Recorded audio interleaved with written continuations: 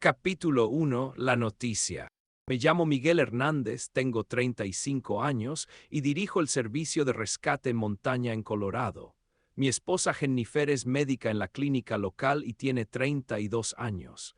Llevamos 7 años casados y yo pensaba que lo sabía todo sobre ella, hasta que descubrí su relación con Michael Palmer, un reconocido cirujano de Denver. Planeaba venganza, pero el destino decidió otra cosa, enfrentándonos a Palmer y a mí durante una operación de... Jennifer me dio la noticia de su embarazo un viernes por la tarde. Acababa de regresar de mi turno, habíamos pasado todo el día buscando turistas perdidos en el sector norte. Me recibió en la puerta con esa sonrisa especial que recordaba desde los tiempos en que nos conocimos. En sus manos tenía un pequeño sobre blanco. Tengo que mostrarte algo, mi cielo, me dijo, extendiéndome los resultados de la prueba. Recuerdo cómo temblaban mis manos mientras leía los términos médicos hasta que encontré lo principal: embarazo positivo. Habíamos esperado tanto tiempo por esto, 7 años de intentos, decepciones y esperanzas, y finalmente había sucedido. Mirando a Jennifer sonriente con la prueba en sus manos, de repente recordé claramente el día de nuestro primer encuentro. 7 años atrás, hospital militar en Denver. Acababa de regresar de mi última misión, 3 balas en el hombro izquierdo y un fragmento en el muslo. Recuerdo cómo intentaba caminar solo hasta la sala de procedimientos, negándome tercamente a usar una silla de ruedas. En una esquina del pasillo perdí el equilibrio, mi pierna se dobló. Aja, ahora los marines también vuelan, escuché una voz femenina burlona. Una joven enfermera con una bata blanca inmaculada me tomó del brazo. Su toque era firme y al mismo tiempo sorprendentemente gentil. Los marines nunca se rinden, ¿sabes?, murmuré, tratando de mantener mi dignidad.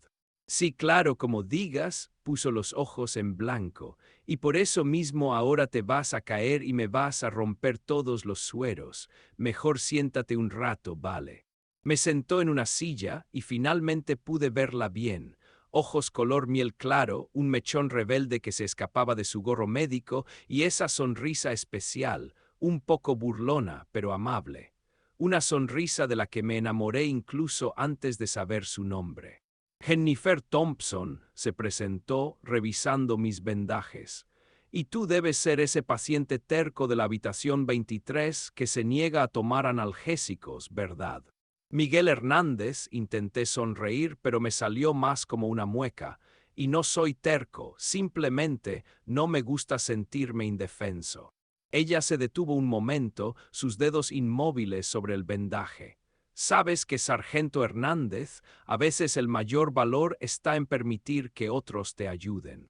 En ese momento no le di importancia a sus palabras. No entendía lo proféticas que resultarían años después. En ese instante, solo observaba cómo el rayo de sol jugaba en su cabello y pensaba que nunca había visto a nadie más hermosa.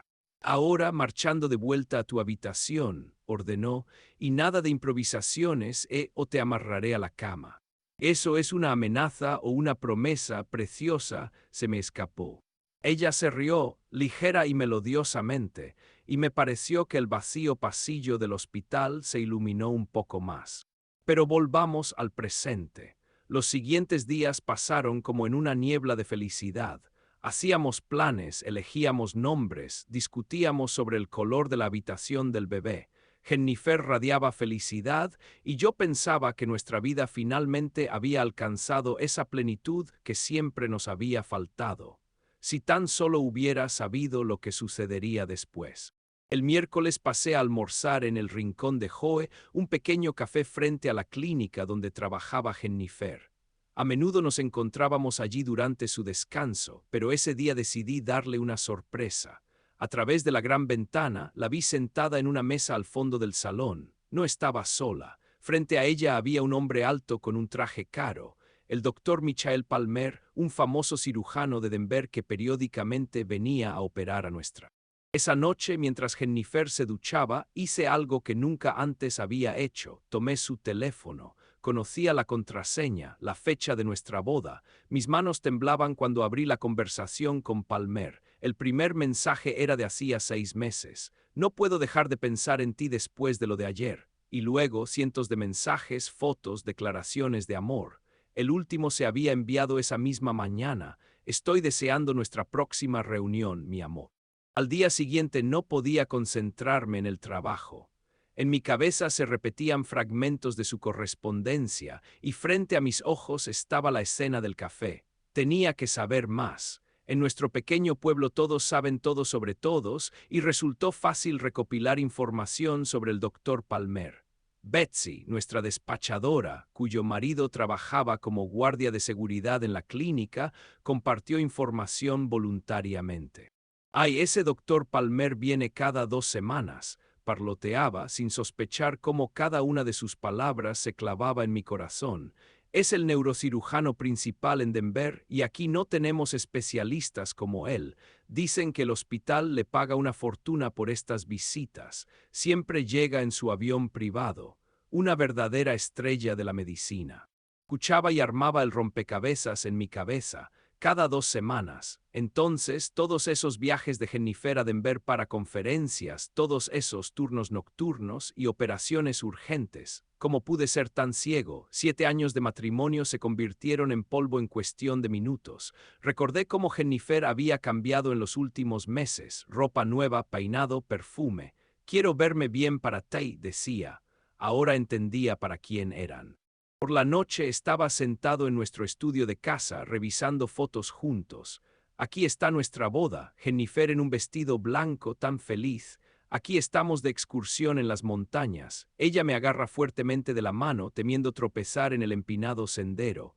Aquí está la Navidad pasada. Ella sopla las velas del pastel festivo mientras yo la abrazo por detrás. Momentos felices que ahora parecían falsos. Y entonces un nuevo pensamiento me...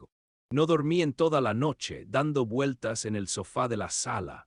Le dije a Jennifer que no quería molestarla debido a un informe urgente del trabajo. Fingió creerme. Tal vez incluso estaba contenta. Más tiempo para comunicarse con su amante. Los pensamientos giraban como un torbellino de nieve en las montañas. Intentaba recordar cada detalle de los últimos meses, cada rareza en el comportamiento de mi esposa, cada inconsistencia en sus historias.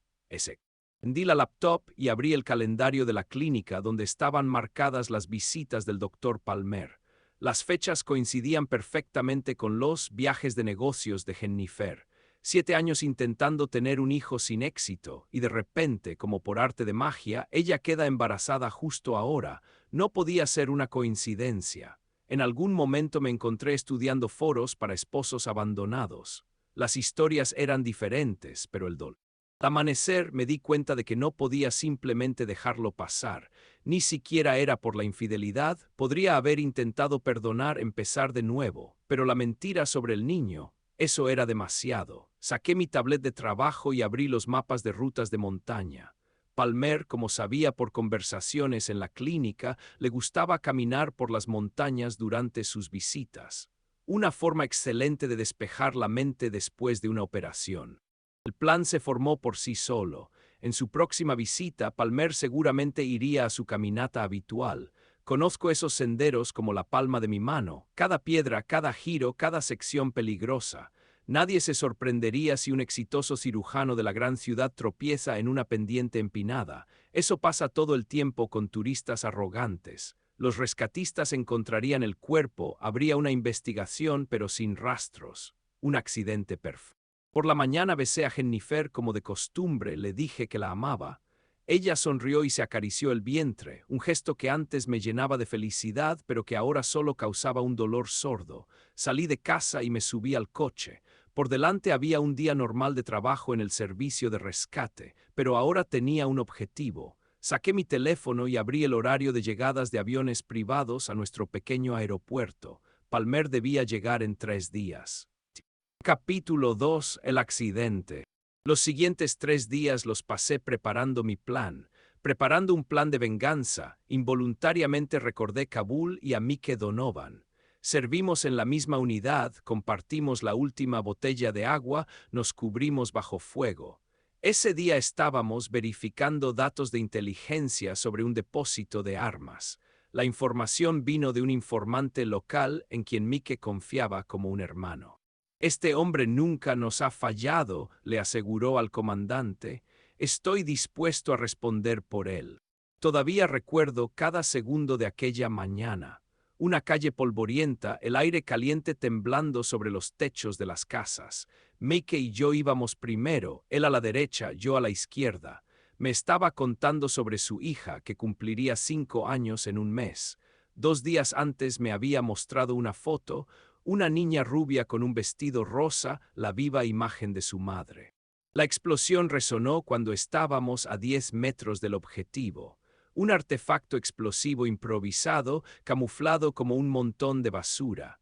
El informante en quien Mike confiaba tanto resultó ser un agente doble. Nos había atraído deliberadamente a una trampa. A Mike lo encontré primero. Todavía respiraba, trataba de decir algo, pero había demasiada sangre. Lo sostuve de la mano mientras se iba. Sus últimas palabras fueron el nombre de su hija. Desde entonces he odiado la traición más que la muerte. Cuando vas a la batalla, estás listo para morir por una bala enemiga, pero ser asesinado por aquellos en quienes confías, eso es completamente diferente. Quizás por eso la traición de Jennifer me dolió tanto.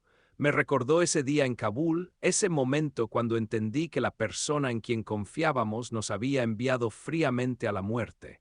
Miraba mis manos, que sostenían las fotos del teléfono de mi esposa, y veía en ellas la sangre de Mike. Escuchaba su último suspiro, y sentía la misma furia impotente.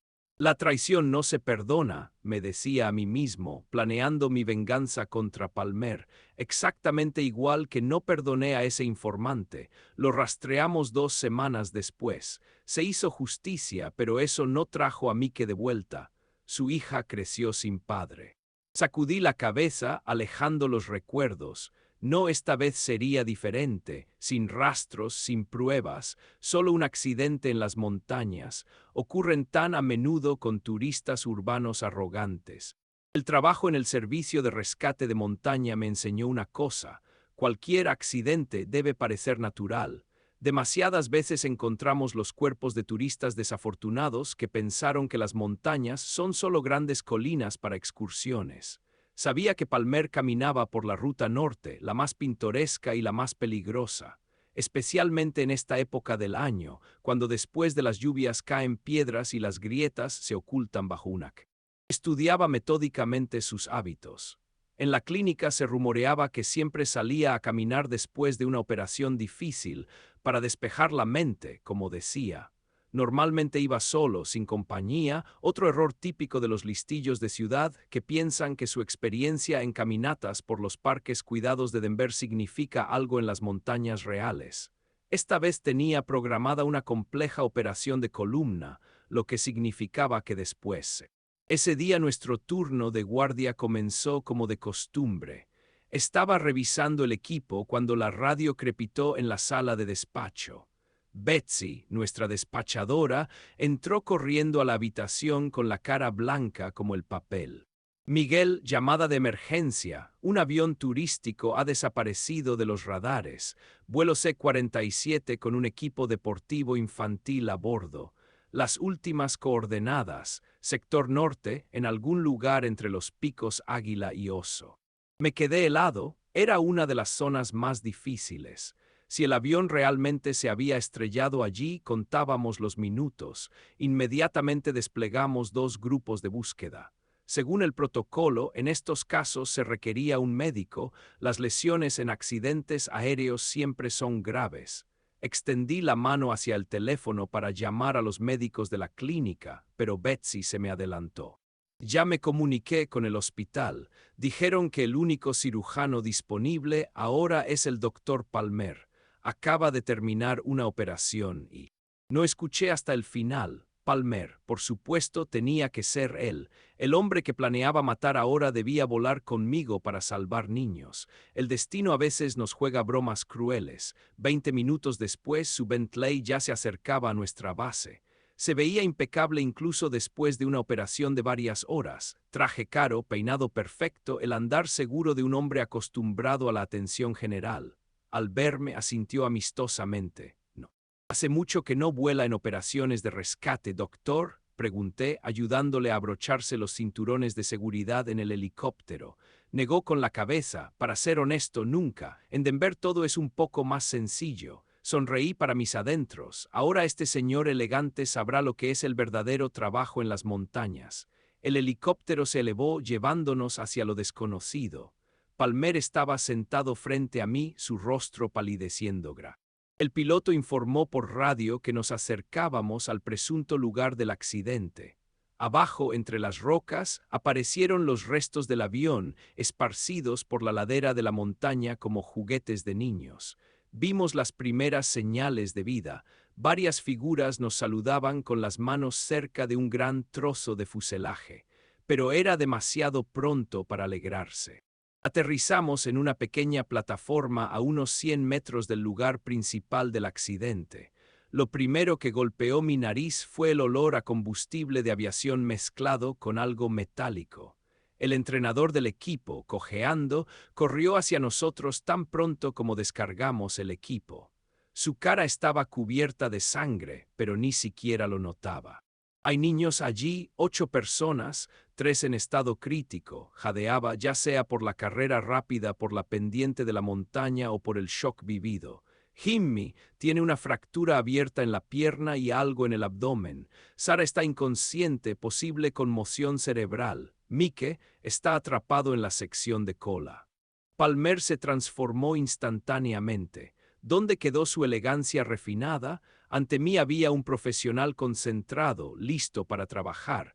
Rápidamente daba indicaciones, clasificando a los heridos según la gravedad de sus lesiones. Lo observaba por el rabillo del ojo mientras desplegaba el equipo de rescate. Al menos conocía bien su trabajo. Necesitamos organizar un hospital de campaña aquí, se volvió hacia mí. ¿Hay algún lugar plano para una carpa? Prepararemos a los más graves para el transporte. Asentí y señalé una plataforma relativamente plana un poco más arriba en la ladera.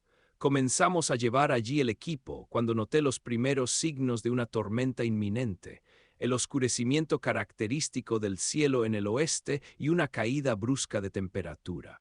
Las montañas parecían decididas a ponernos a prueba. El viento aumentaba con cada minuto, trayendo consigo granizo punzante. La visibilidad disminuía rápidamente. Sabía que pronto sería un verdadero infierno. Tales tormentas en esta época del año son especialmente peligrosas. El helicóptero ya no podría venir por nosotros hasta que el viento amainara. Y eso significaba que estábamos atascados aquí por un largo tiempo y toda la responsabilidad. ¿Cuánto tiempo tenemos antes del pico de la tormenta?, preguntó, terminando de vendar a otro herido. Sus manos estaban cubiertas de sangre, pero sus movimientos seguían siendo precisos y seguros. 1 hora, máximo 1 hora y media, respondí, mirando el cielo que se oscurecía rápidamente. Después será tan malo que no podrás ver ni tu propia mano.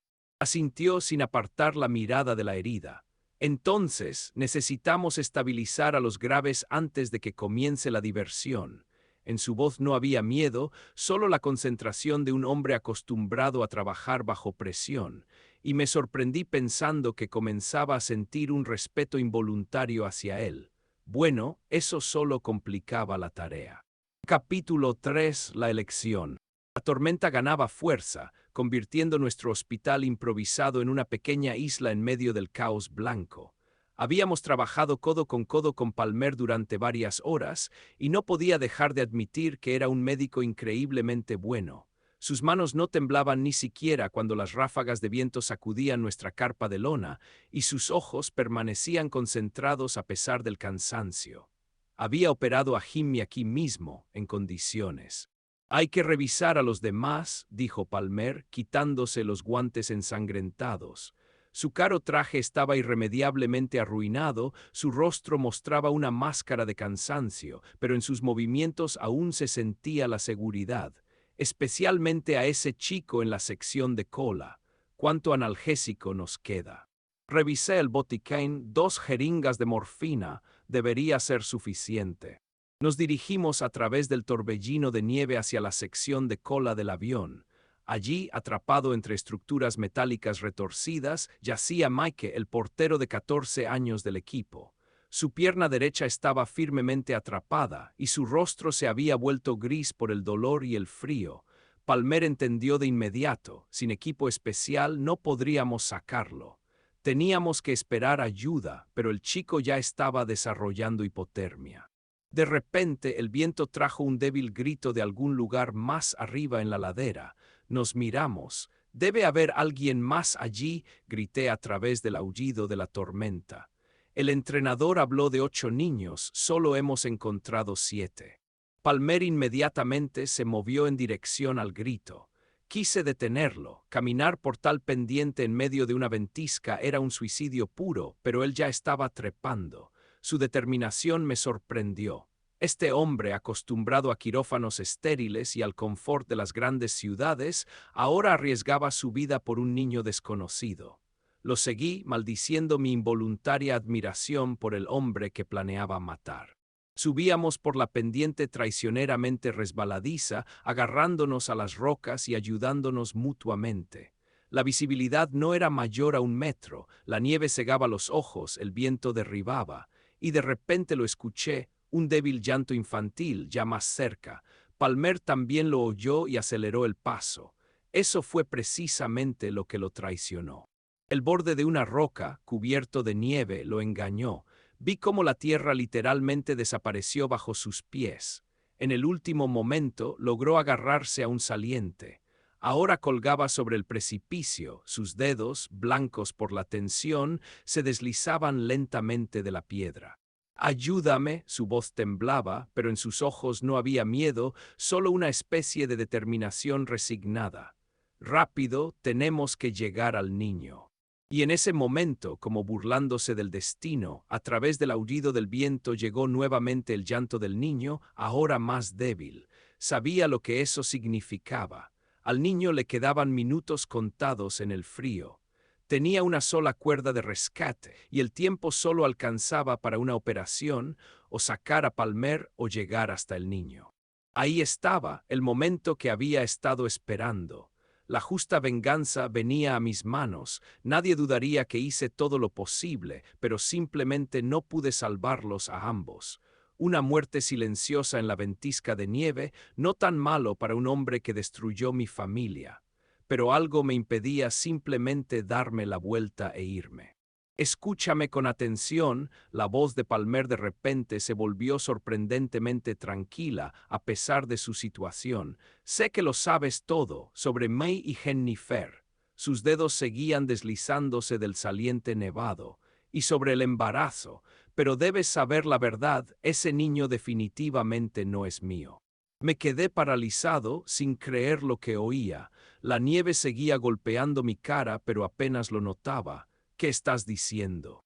«Soy estéril», su voz se quebraba por la tensión. «Consecuencias de la quimioterapia hace 10 años. Fui yo quien le dijo a Jennifer que el niño solo podía ser tuyo. Por eso ella decidió terminar todo, romper conmigo». Una nueva ráfaga de viento casi me derriba. En algún lugar arriba sonó nuevamente el debilitado llanto infantil. El tiempo se escurría como arena entre los dedos. «Salva al niño», dijo de repente Palmer. «De todos modos no merezco. Destruí tu familia, perdóname». Me acerqué a él con la cuerda, pero negó con la cabeza. «No hay tiempo. Tienes la oportunidad de salvar solo a uno de nosotros, y debe ser el niño». Sus dedos estaban blancos por la tensión, pero en sus ojos había determinación. Vi en ellos el reflejo del mismo dolor que me había estado royendo todos estos días. Mi odio hacia él de repente pareció tan pequeño frente a su disposición a sacrificarse. «Vamos», susurró, «el tiempo se acaba». Y antes de que pudiera hacer algo, sus dedos se soltaron. En el último momento me lancé hacia adelante, tratando de agarrarlo, pero solo atrapé el vacío. Su cuerpo desapareció en el torbellino de nieve, llevándose consigo todos mis planes de venganza. El llanto del niño arriba se volvió muy débil. Me moví rápidamente, trepando por la pendiente. Ahora cada segundo contaba y no tenía derecho a defraudar otra vida más. Palmer con su muerte me había dado la oportunidad de seguir siendo humano y debía aprovecharla. Capítulo 4. La redención. Al último niño lo encontré en una pequeña grieta donde, aparentemente, lo había arrojado el impacto. Era una niña de unos 12 años, ya casi inconsciente por hipotermia. La envolví en mi chaqueta y la apreté contra mí tratando de calentarla. Su pulso era débil pero estable. Habíamos llegado a tiempo. Mientras bajaba con ella de regreso al campamento, aún veía ante mis ojos el rostro de Palmer en ese último momento. Su elección final lo cambió todo. Por la mañana la tormenta amainó. Los helicópteros de rescate finalmente pudieron llegar hasta nosotros y comenzaron la evacuación de los niños. Yo realizaba mi trabajo mecánicamente, ayudando a cargar las camillas, comprobando las ataduras, dando órdenes, pero mis pensamientos estaban lejos. Un grupo de búsqueda ya había partido para buscar el cuerpo de Palmer, aunque en tal terreno podría llevar días o incluso semanas. Informé de lo sucedido como un. Regresé a casa solo al anochecer. Abrí la puerta con mi llave y me detuve en el umbral. Jennifer estaba sentada en la sala, acurrucada en su sillón favorito. Su rostro estaba hinchado por el llanto, así que ya lo sabe. Las noticias en un pueblo pequeño corren rápido. Levantó hacia mí sus ojos llenos de dolor y culpa. Lo sé todo, dijo en voz baja, sobre lo que sucedió en las montañas, y tengo algo que decirte. Su voz temblaba, sus manos retorcían nerviosamente el borde de la manta. Los amaba a los dos, de manera diferente, pero los amaba. Michael apareció en mi vida cuando me sentía tan sola. Tú siempre estabas en las montañas salvando a otros y yo solo quería que alguien me salvara a mí. La miraba en silencio. Ahora, después de todo lo sucedido, mi furia parecía distante y sin sentido. ¿Por qué no hablaste conmigo?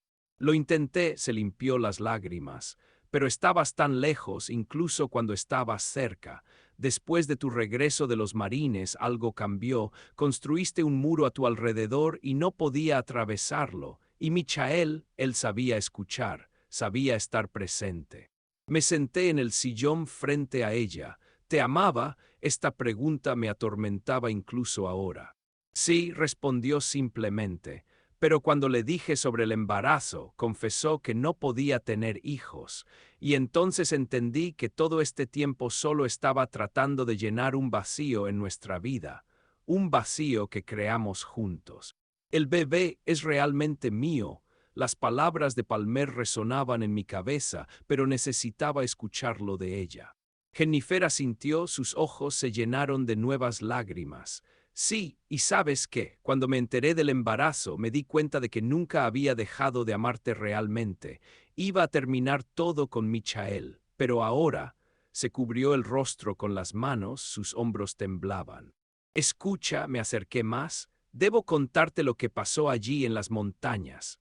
Comencé a hablar y las palabras fluyeron como un torrente, sobre cómo descubrí su relación, sobre mis planes de venganza, sobre los últimos minutos de Palmer en ese acantilado, sobre su confesión y sacrificio.